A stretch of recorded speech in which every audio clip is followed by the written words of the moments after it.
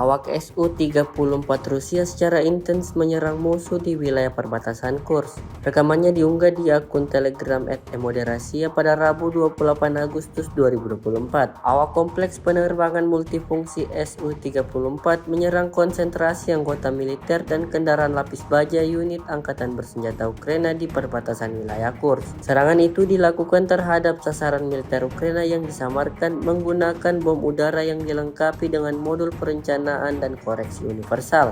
Setelah mendapat konfirmasi dari intelijen bahwa personel dan kendaraan lapis baja angkatan bersenjata Ukraina telah dihancurkan, awak kapal kembali ke lapangan terbang keberangkatan. Insiden ini menambah daftar panjang kerugian yang didapatkan angkatan bersenjata Ukraina.